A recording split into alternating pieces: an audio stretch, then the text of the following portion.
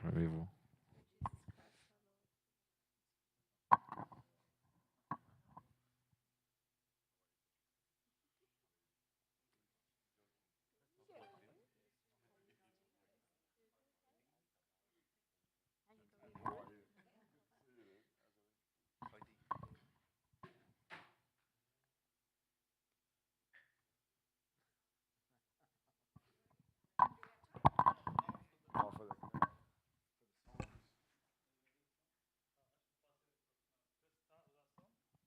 Yeah, we'll start now.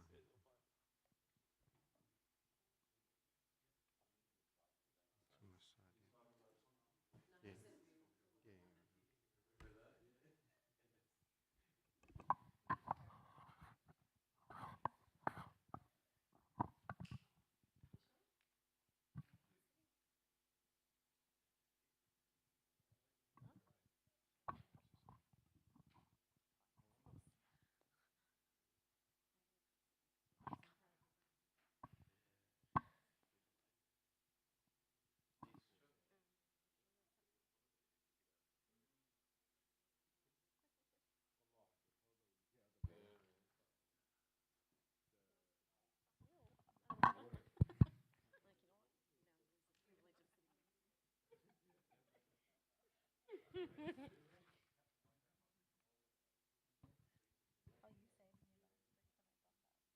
No, it was fine, man. No, no, no. I didn't even know it. I just didn't get in my mouth. Don't worry. Oh, crazy. It was actually crazy. Not yet. Next week.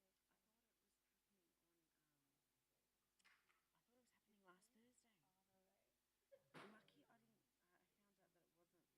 would have gotten them dressed,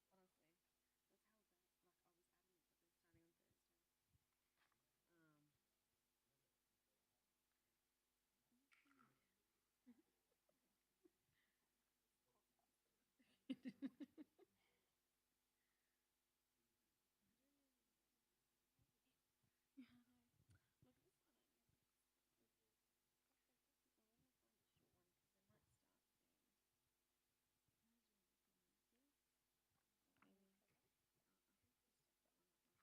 I think we set that one up last time. I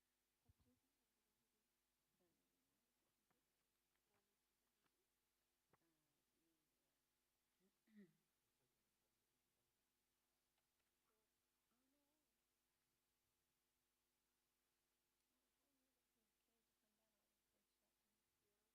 Oh, if I knew that he was keen to come down, I would have reached out to him. Yeah, do you want us to get started? Okay. So guys, it's page 56. Don't leave me alone.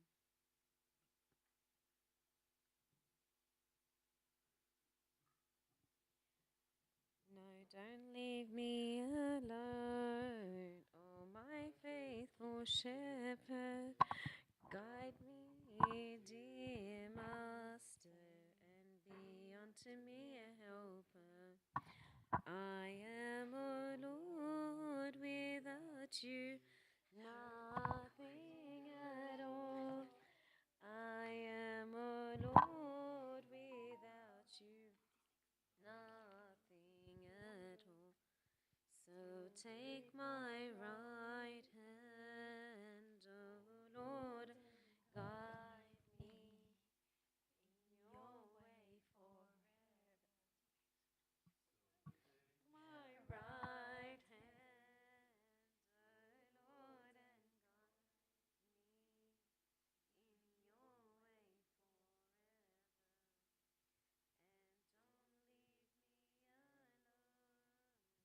leave me alone in the midst of this darkness.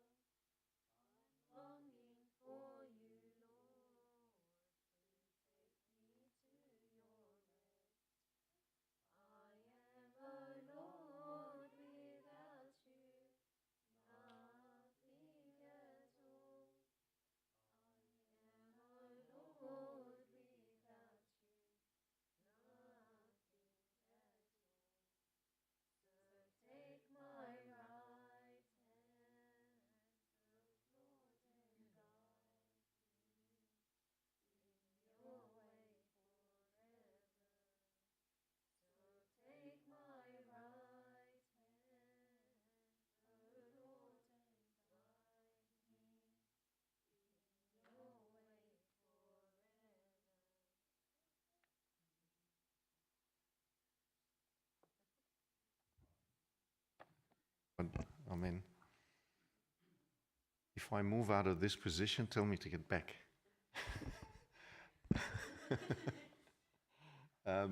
Craig actually contacted me last week, and he said if we can get the slides and send them around. So if somebody can do that at the end, that would be good. I don't know how you do that. Yeah. Sorry? Yeah. I don't know how to do that, but we'll manage it. Okay. All right.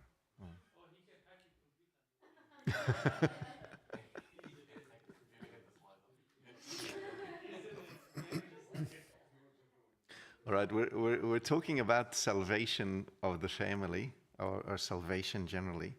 Now, last week we went through a sort of almost half the slides, so this week we'll continue on, but I'll try to summarize what we talked about last week in 2 slides, and then I'll go through some of the slides that we skipped through, and we'll continue on. We said last week that salvation is basically a 3-way process that St. Paul talks about.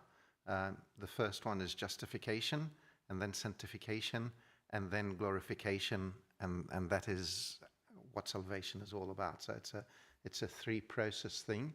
The first one is justification, and that happens at baptism, okay, where we are justified with Christ, we die with him, and we raise with him, and I'll talk in a minute about that. And then sanctification, and sanctification takes process during our entire lives. So a lot of the Protestants say we are now saved. Christ has saved us. That is not Coptic Orthodoxy. Coptic Orthodoxy is you're not sanctified, and you are not saved in a minute. Okay? It takes an entire life, and it's hard work. And to be successful in your spiritual life is no different from anything else. It needs hard work. And then at the end, we are glorified with him. If we suffer with him during our lives, then we will be glorified. Okay, sanctification, St. Paul talks about that, and he tells us that, justification is basically that we are basically made up of 2 people, the human person, okay, or the carnal man, and the spiritual man, and they are basically at war together, okay, but in baptism, one of them dies, which is the carnal man, okay, and the spiritual man comes to life, okay. If we continue in our carnal ways, then we are basically committing adultery, because he says that you are married to one, and then when that person dies, you are able to marry another person. So we kill the carnal man in ourselves. Yeah, we're all good. Thanks.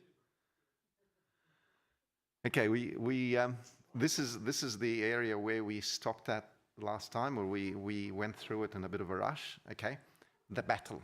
Okay, so there is, like I say, there is 2 people in each one of us. One is the carnal man, and one is the spiritual man, and there is a battle that goes on during our entire lives, and we will never be entirely spiritual, no matter what, because we are always striving for perfection, and we will never achieve that in our lifetime. It's just not going to happen.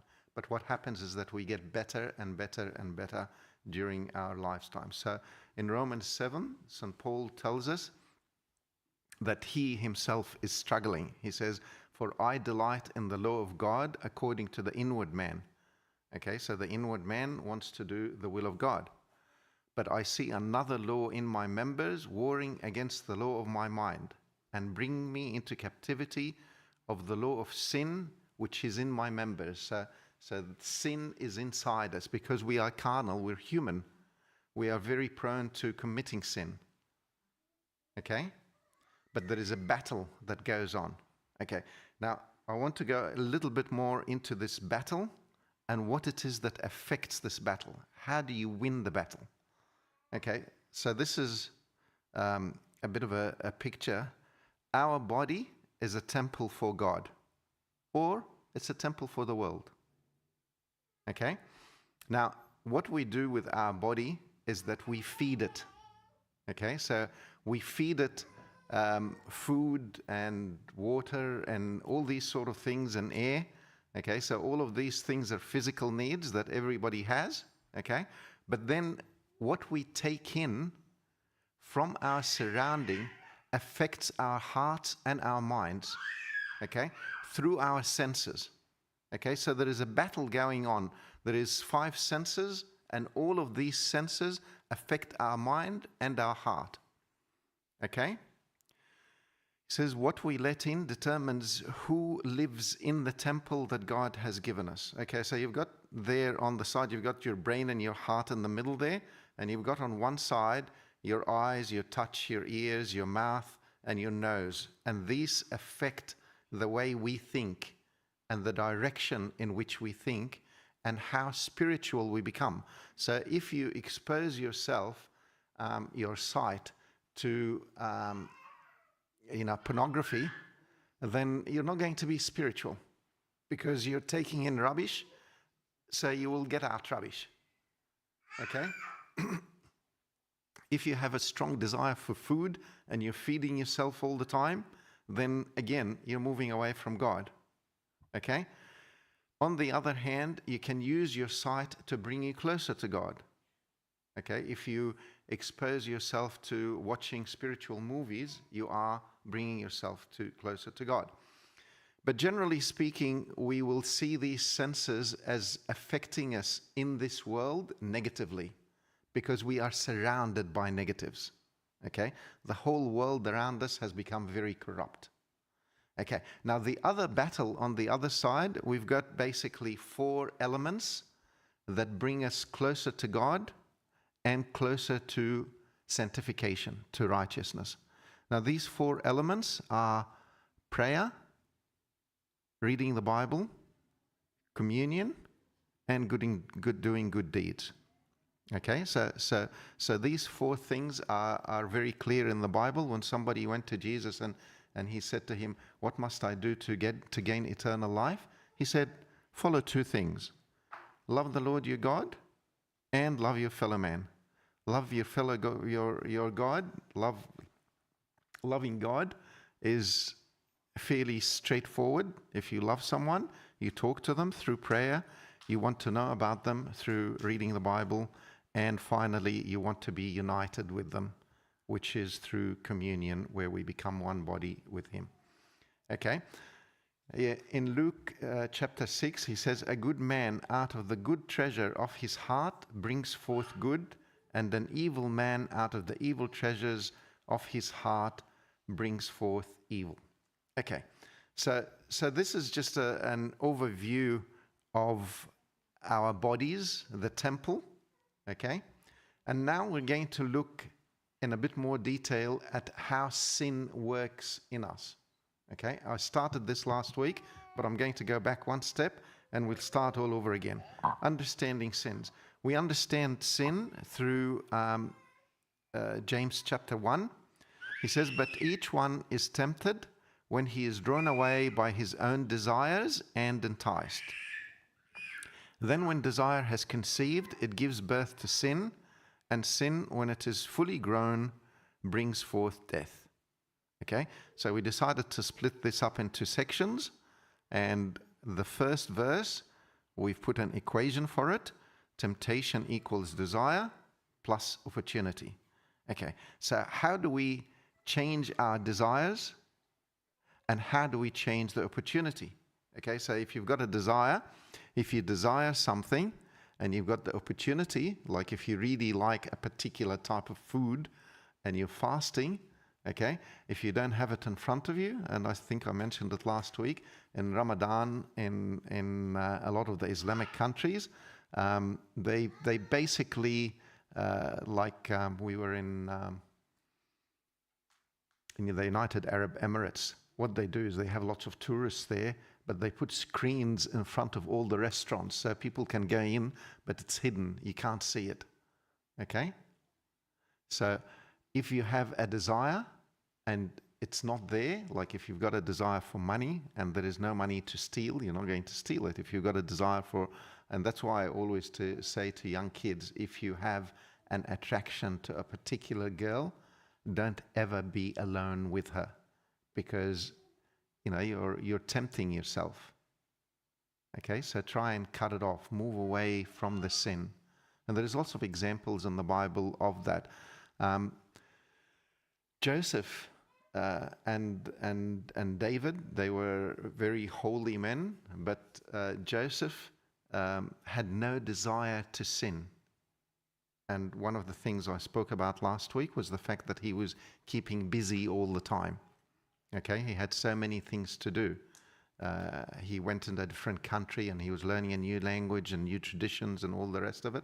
So when Potiphar's wife tried to entice him, he was away from his father. He would have had many, many reasons to just submit, but he didn't.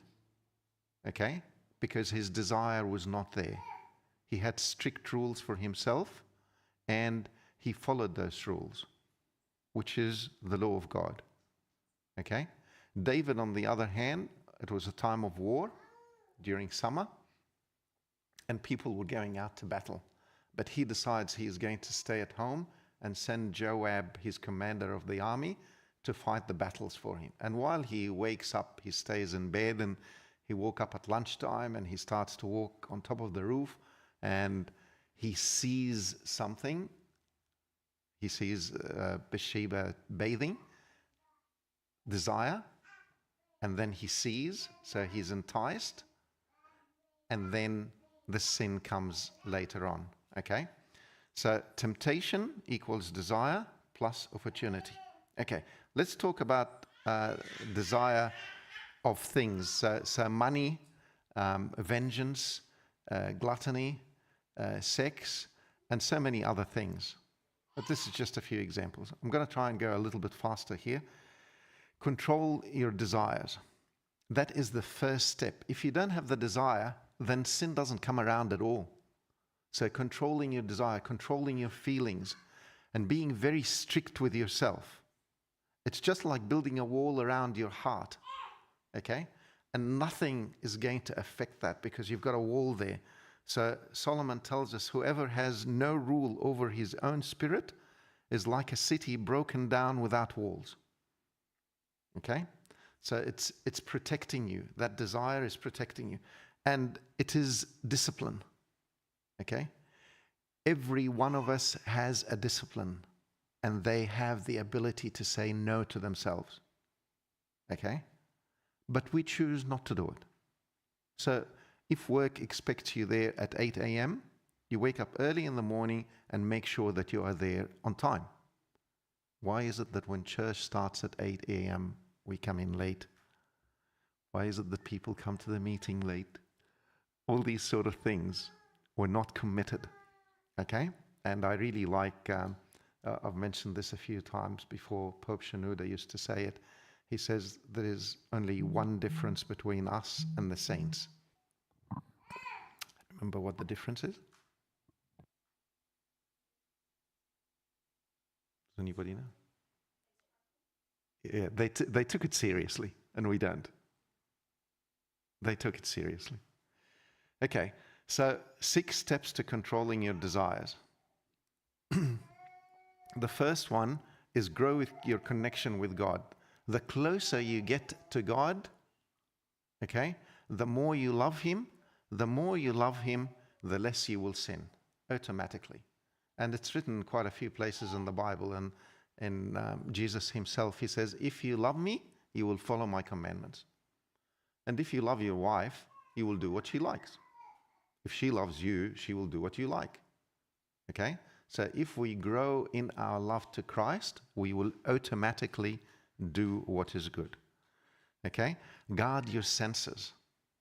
Run away. If there is something that is tempting for you, keep away from it. Okay? And it doesn't matter what it is. Okay? Struggle. There is always a battle going on. So we need to struggle. Learn to say no to anything that controls you. And it doesn't matter what it is. If it's a cup of coffee in the morning that controls you, that you can't live without it, you have to be able to say no. If you like food and you are putting on weight, okay, and your husband doesn't find you attractive because you've put on so much weight, don't go around talking about it. Say no to yourself. No, I'm not going to eat. I don't care what the desire is, I'm just going to say no. Junk food, yes, whatever.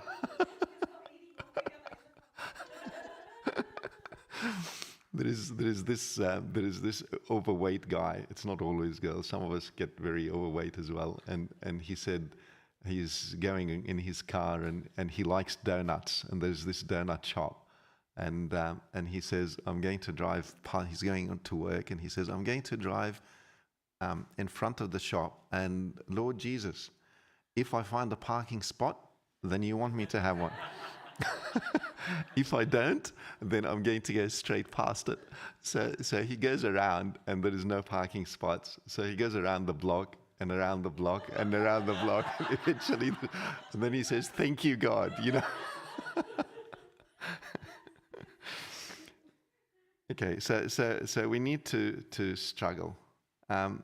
Make yourself accountable. Okay.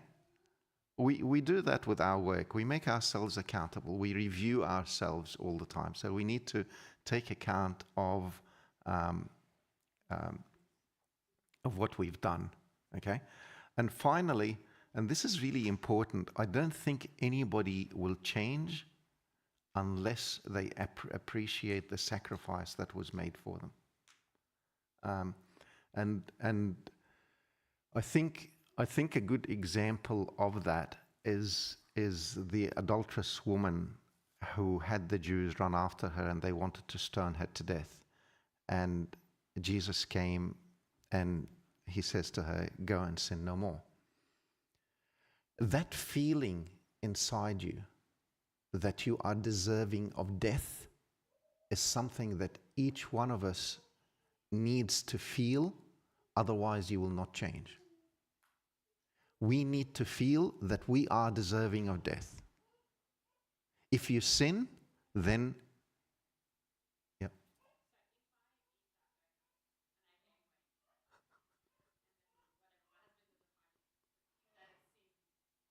No, it's not. No, it's not a sin. It's not a sin. But what I'm saying is that being able to say no to yourself. In other words, you can't eat at all. But if you have the desire to lose weight, okay, if you say, I want to lose weight, and you find a donut, and I think donuts are really horrible because they're just very fatty and they make you put on weight, okay? You have to be able to say, no, I'm not going to do that. It's just like fasting. You say no to particular types of food, and that gives you training to be able to say, if you are able to control every aspect of your life, and we'll see St. Paul does that as well. If you are able to control every aspect of your life, if you're able to say no to yourself, then you will be able to say no to sin. It's training. It's training. It's you know, you can't give yourself, you don't give your children anything they want. Why do we give ourselves whatever we want? You have to be able to say no. And no is no.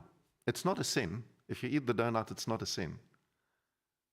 But do you understand what I mean? Okay. So appreciating the sacrifice is really important. There is a particular story that I like in the Bible about David and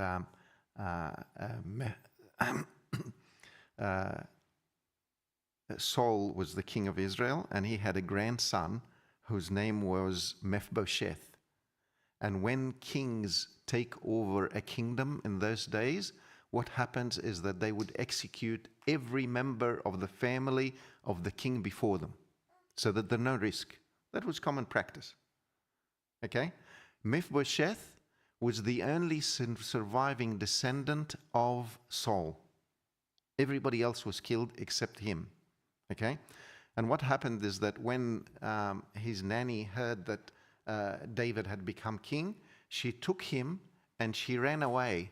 And when she ran away, she dropped him and he became crippled. Okay? So keep that in mind, that he became crippled. When David went to attack Jerusalem, okay, the people, the Jebusites who were living in Jerusalem, they said to David, you cannot get through the walls. Even if we are all blind and lame, you would not be able to get through the walls. Okay? So David attacked Jerusalem and he took it over. Right? Are you following me? Okay. So he took Jerusalem and he wrote down a decree. This is all in the Bible in different places. The decree was no lame or blind person would ever enter into the king. They would not be able to go to the king. Okay?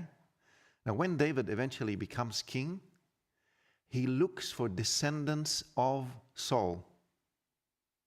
And Mephibosheth comes along, he is brought to him, and he bows down to him.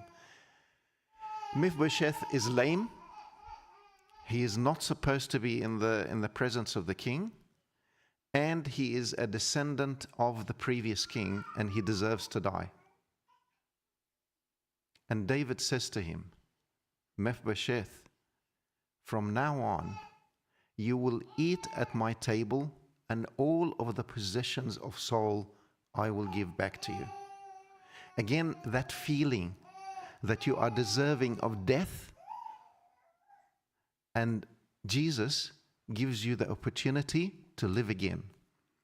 He says, I am going to take your place.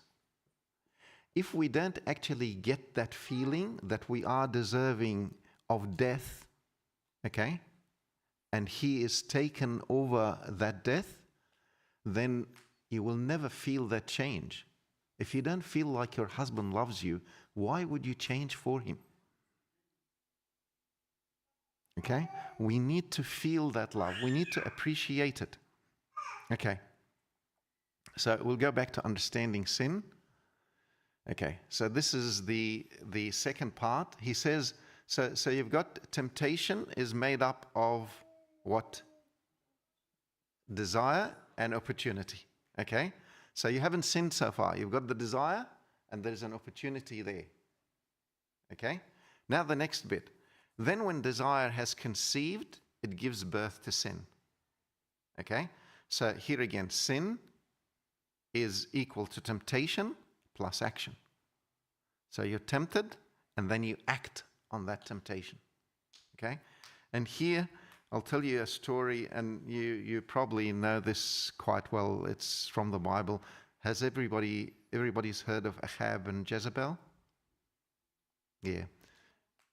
Ahab, King Ahab. Yeah, King Ahab. He had a lot of wealth, okay? And, he was king in Samaria, and he had a summer house in Jezreel, a palace in Jezreel. And he looked with his eyes out of the palace window, and he saw a vineyard that belonged to somebody by the name of Naboth. And he said, I want that.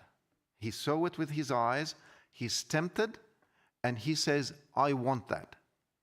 He can't control himself. So he goes to Naboth and he asks him, can I have your vineyard and I'll give you another vineyard instead, a better one? So Naboth says, no, I can't give away my inheritance.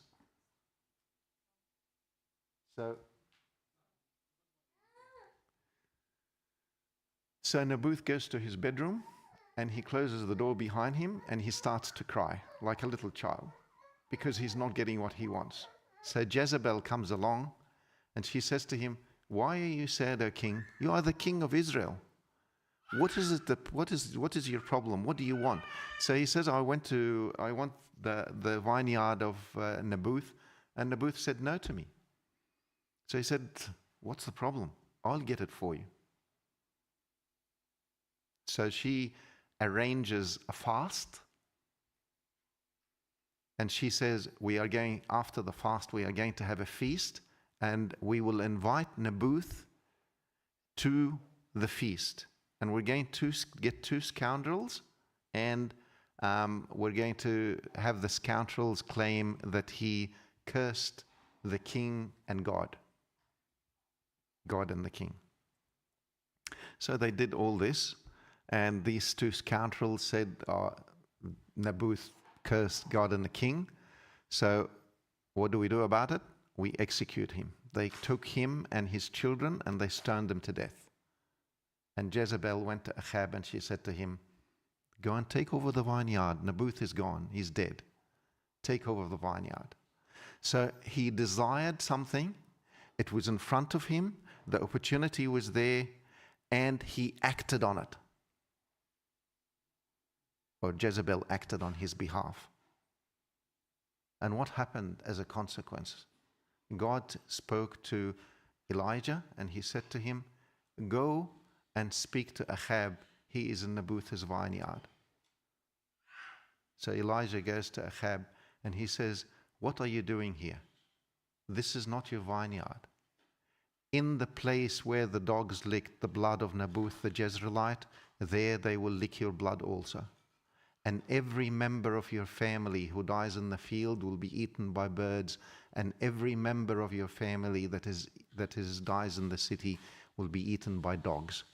And Jezebel, your wife, will be eaten by dogs. All of these things happened as a consequence of submitting to every part, submitting to his desires, okay?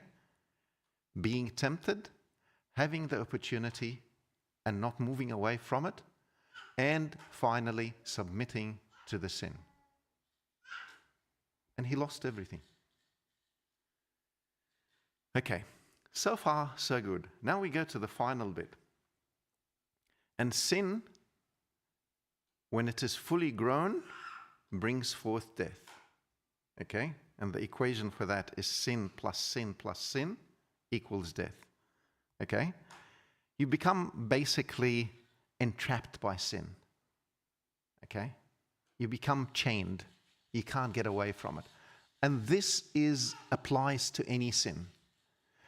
Many of us, and God, mind you, does not really have a problem with us sinning. Okay? So John, in his letter, he says there are sins not leading to death and sins leading to death. So there is two different types of sin. One that leads to death and one that does not lead to death. The sin that doesn't lead to death is the sin that James talks about before that, where you are tempted, you have the desire and the opportunity, and you do it. But at that stage, inside you, you will feel guilty and you will repent. Okay? But then, and this is particularly, there is quite a few of them with alcohol, with pornography, with drugs and all the rest of it. You might try it once, and then you will be able to go back. But then if you try it again and again and again and again, it becomes an addiction. You can't stop. You can't stop. And this is particularly important with your kids and pornography on the internet. Okay? Once they continue, they can't stop. It's an addiction. And it leads to death because it is very difficult to go back. It is extremely difficult. You become chained. You're addicted.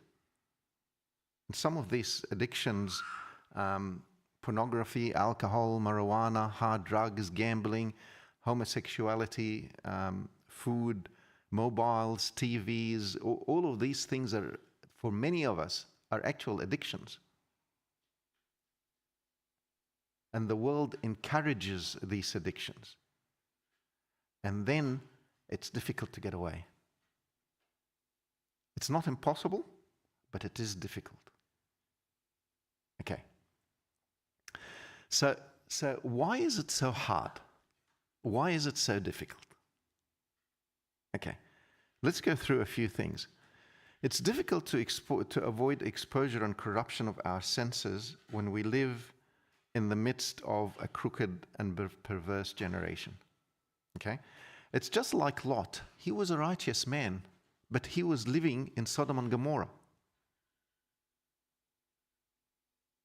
The exposure was so dramatic that even though he had a heart of gold, okay, and he was exposed to Abraham for such a long time, that he was tormenting himself. Peter tells us that he was tormenting himself with all this exposure. But his children, they went astray. His two children, his two girls.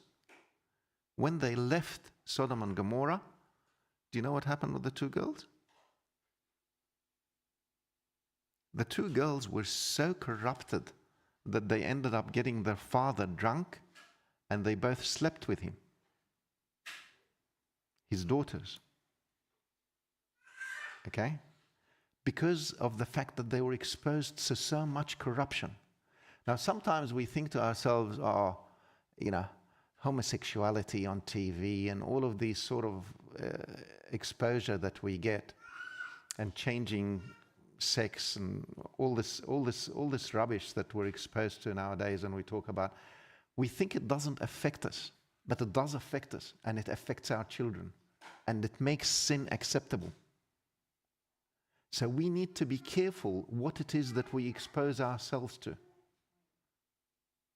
The two girls that Lot had, they were his children. They were raised by him. But because of the exposure from outside, they went astray.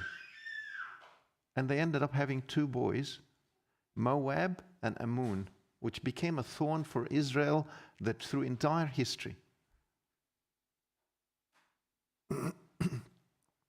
Okay? It is not easy to focus on things we can't see, because St. Paul tells us to look at things above and not look at things of the earth. But be careful. Okay, so we need to focus on things above. And it's not easy to do that, because we see things, we're exposed to them. I tell you, you have to think about heaven. It's not that easy because you can't see it. Okay? The deception of the devil, things on earth will give you happiness. And you see this on TV all the time. You get a beautiful wife and you'll be happy. You get lots of money, you get a palace, you'll be happy. Doesn't make you happy. It's all a lie. Or you're too lazy to change. Okay? Okay. It's very important that we change our mindset. We have to change our minds. So we stop the exposure and we have to change our minds. That is a necessary part to changing to become more spiritual. And the first part of that is changing ourselves on the inside by exposing ourselves to God. Okay. And then we have to be aware of certain things. Remember in your mind that everything you have and everything you own and everything you have to gain on earth is passing away. So don't get too attached to it. Just be thankful for what God has given you, okay? And set your mind on things that don't perish. Okay, in 2 Corinthians, St. Paul tells us, while we do not look at things which are seen, but the things which are not seen. For the things which are seen are temporary, but the things which we are not seen are eternal. I told you about the story of when I was in Egypt last time. We went to a monastery, and there was this guy training to be a monk, and what he was doing was showing people around and all the rest of it. And I asked him a question, don't you feel tempted sometimes? Because you read it. I mean, sometimes we think we are strong and all the rest of it, but, monks in the desert, they used to fall into temptation, and some of them would commit adultery. Okay? And he said to me something really nice. He said, I do feel tempted. And when I see a beautiful woman, I am tempted. This is a monk. But he says, and then immediately I put it in my mind, what no eye has seen, what no mind has heard, what no eye has seen, what no ear has heard, and what no mind can comprehend, what God has planned for those who love him. And immediately I pull back. I think there is something better ahead of me. I better be careful. We have to be focused on what's ahead. Where do we want to be? And like I said last time, the one thing that we each want is to hear just a few words at the end of our lives. Well done, good and faithful servant. That's all we want. Okay? So the nature of things on the earth are that they perish. Okay? Setting your mind on the things on earth is a chasing after the wind. And the chasing after the wind is you know, who wrote that? Solomon. And he had everything you could imagine. Okay? This guy had a swimming pool which was 25 kilometers in length.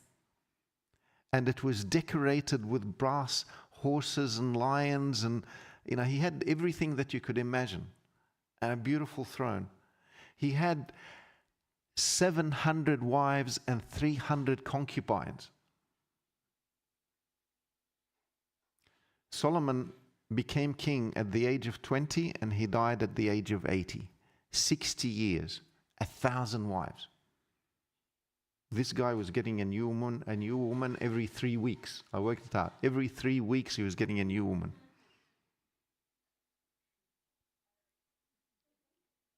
I don't know how he handled it, to be honest with you. But he had everything that you could dream of. Wealth, fame, fortune, wisdom, women.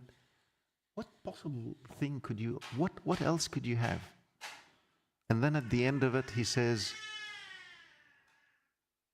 it's all a chasing after the wind. It's all nothing. Nothing. Okay? Wealth is passing away. Okay? The rich in his humiliation, because as a flower of the field, he will pass away. And this is in James. As when you see a flower, you know, it perishes. And you know the story of the rich man. I need to ask a question. I think most of you know who the richest man on earth is now. But in the 19th century, in the 20th century, in the 18th century, and every other century before it, does anybody remember who is the richest man in the world? They're gone. They're gone. Sorry? In the, say, 19th century. Okay, you're pretty clever. But you get the point. You get the point. You know, they're gone. They're gone. They're gone.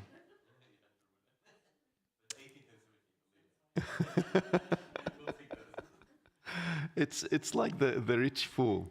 He said, I will knock down my barns and build new ones and say to myself, you know, take rest, O my soul. And the Lord said to him, you fool. And this is one of the few places where Jesus says to somebody, you're a fool.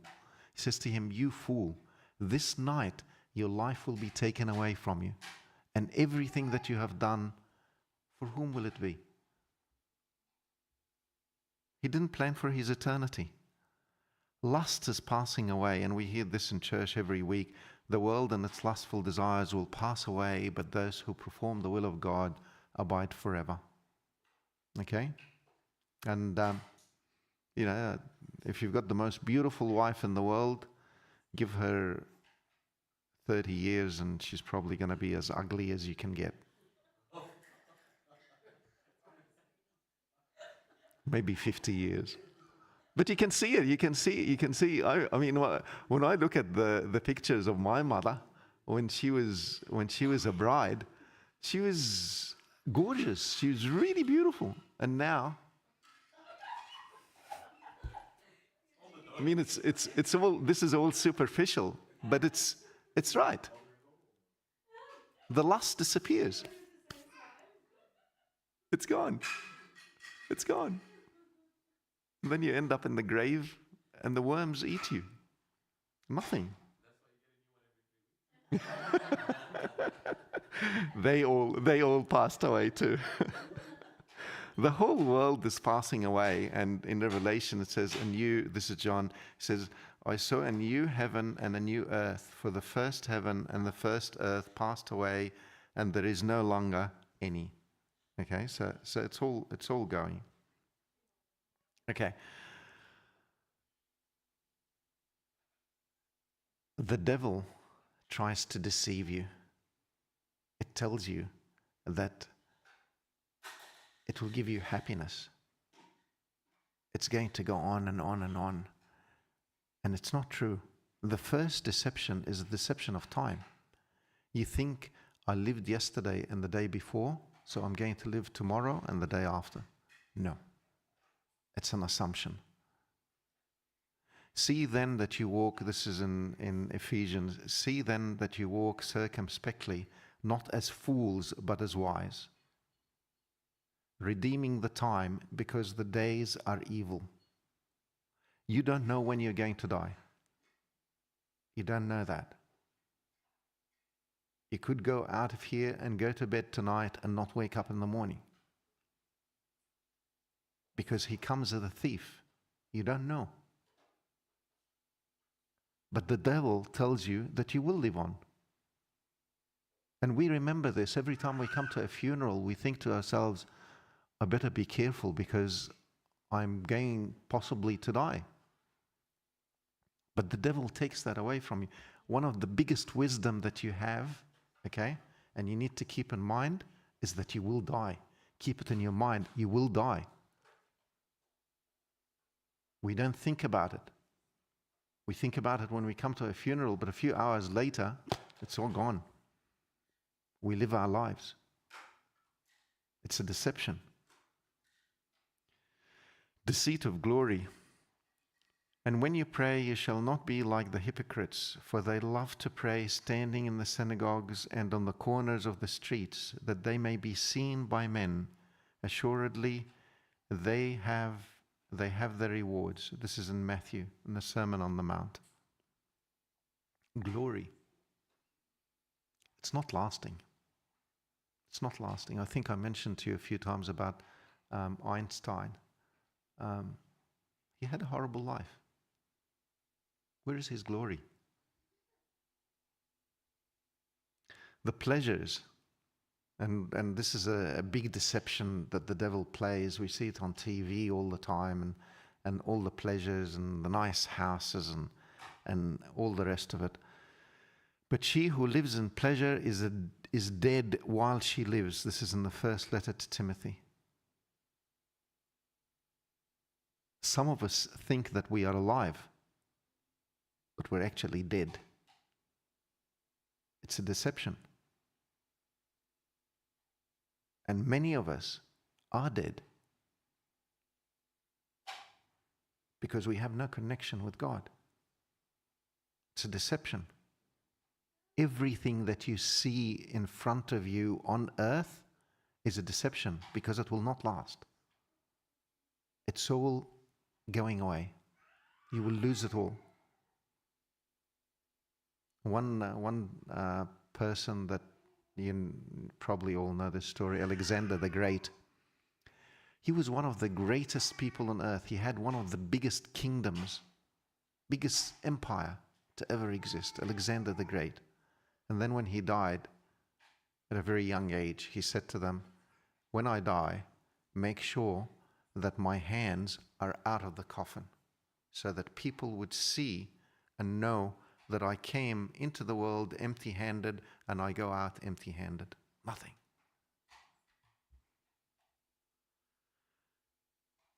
Okay. Deception is all around us. People's praise, bodily comfort, success in the world, all of these things. The praise of people, we really run after that. Many of us, okay? And we like to hang around important people. If somebody comes in who is not that important or looks scruffy or it doesn't look like we could get anything out of them, you tend to sort of keep away from them. But if somebody that you know is very rich and comes into the chain, and James talks about this, everybody gathers around him, and they think they can learn from him. I know a lot of people that are rich and other people that want to be rich, they hang around them because they can get something out of it. And he said to them, "Take heed and beware of covetousness, for one's life," this is in Luke. This is a really nice verse that I like very much, and I wish that people would learn this off by heart. But it's not that common. We don't hear about it that often. "Take heed and beware of covetousness, for one's life does not consist in the abundance of the thing he possesses."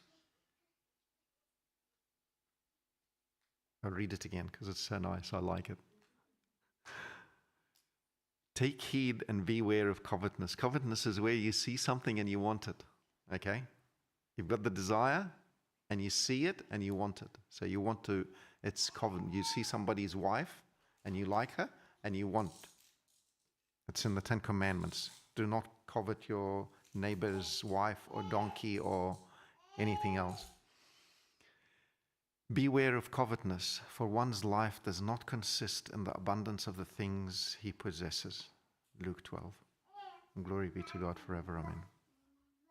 Okay. Finished. Does anybody have any questions or?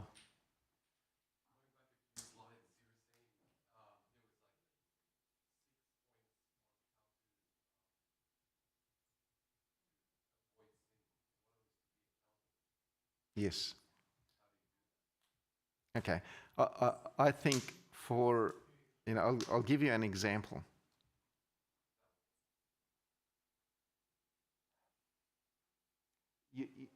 Sorry. Yeah.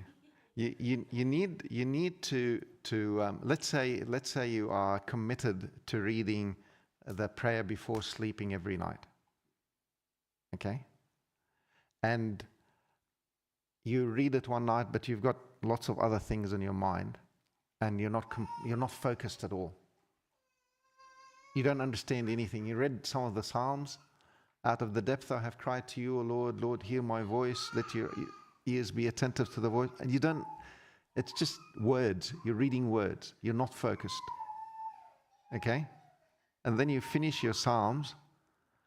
Inside you feel, I've done well here. I've done my job. I'm supposed to pray the prayer before sleeping, but what you've done is nothing, because nothing has gone in. Okay?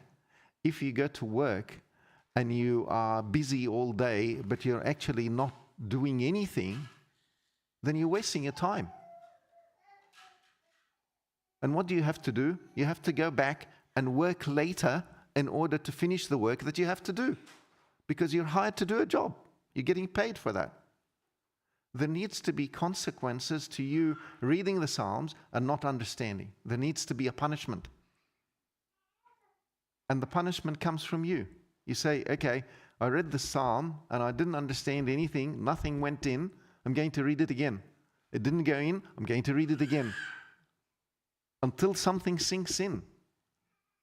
Until I feel it. So there needs to be, what I'm saying is that you need, just as you are made accountable for your work, you need to be accountable for your spiritual life. And there needs to be consequences to doing a bad job.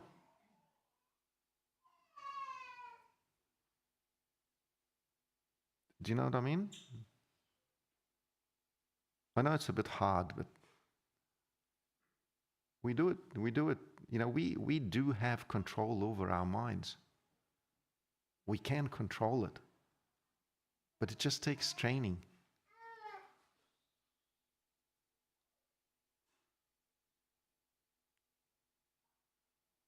Does that?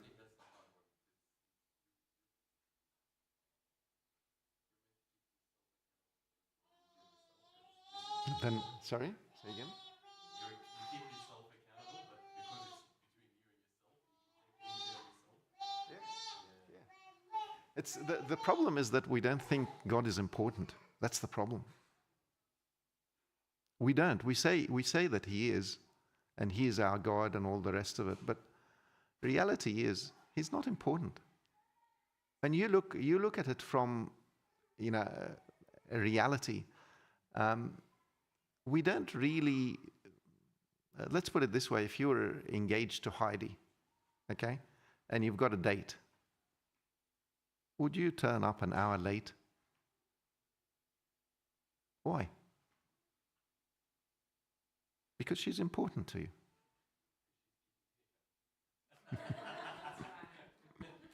That's why I avoided if you're married and you've got a date, But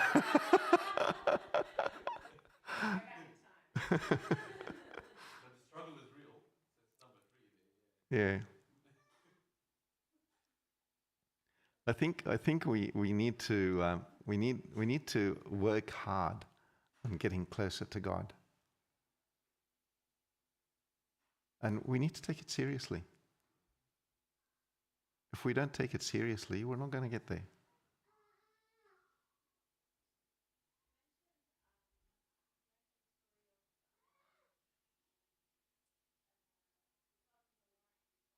Ahab, yeah. Lot, like, yeah.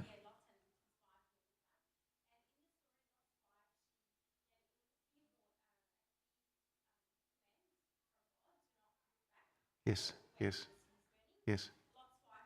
Looked back.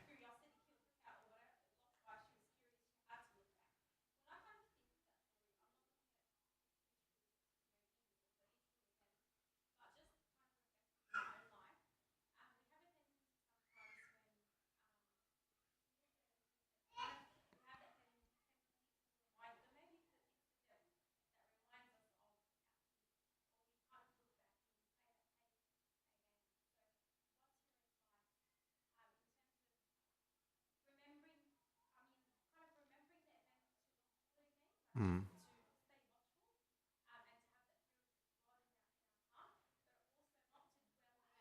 Yeah, yeah, yeah. Mm, mm,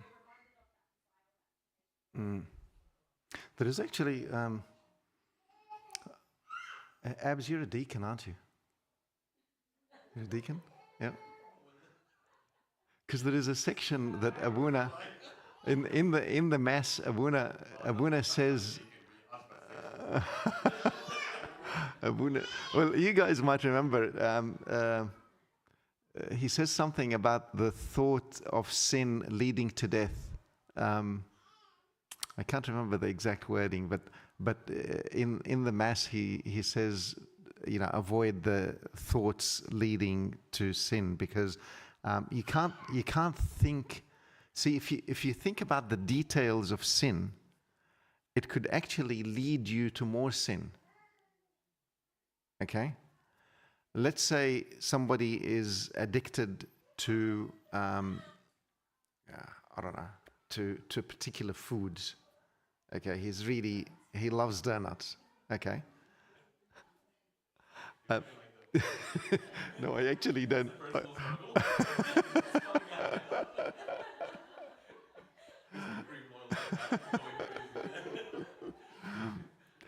The thought of that, just the mere thought, okay, that you are continually being tempted by it, makes you want to have it. Okay? I'm trying to think of a biblical example.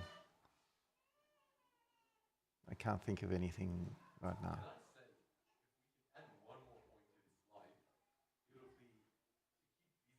Yes. Oh, definitely. Definitely. Boredom and lack of goals in your life Yes. leads you to desire it. Yes. Yes. Being busy.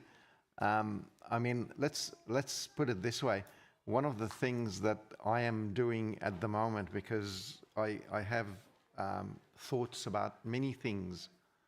Okay, the way I control them is I'm busy 200% of the day. I have no time to think.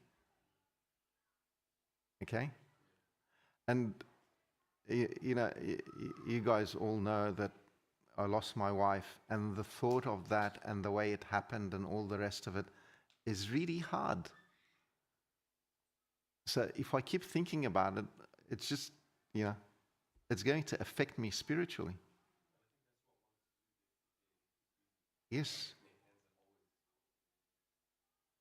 And this is what I was mentioning. David fell into sin because it was time for war, and he decides, I'm going to send somebody else for the battle. I'll stay at home. And he's so lazy, he wakes up at midday and walks about on the roof.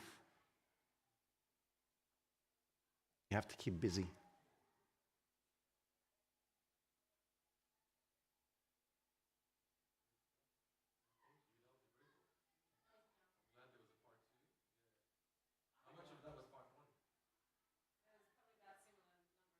Yeah, there was.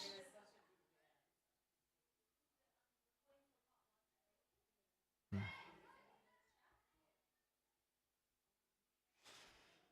All right, that's it. Let's get up and pray. And if somebody wants to do this, we can.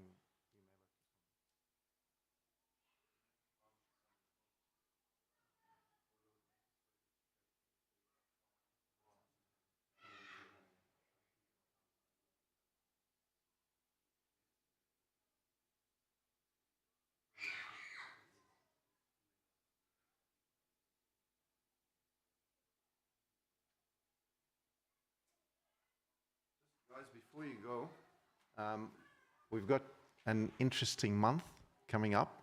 We've got Caroline with us next week. Okay. The week after that, we've got Miriam Awadallah, who's also very good. She's fantastic. Miriam Awadallah. She's come before, but she's actually very good. Yeah. And then the week after that, we've got Bishoy Tawadros. Okay. And the week after that, we've got Abuna George. So that's the program for the month. And then we start the fast. All right?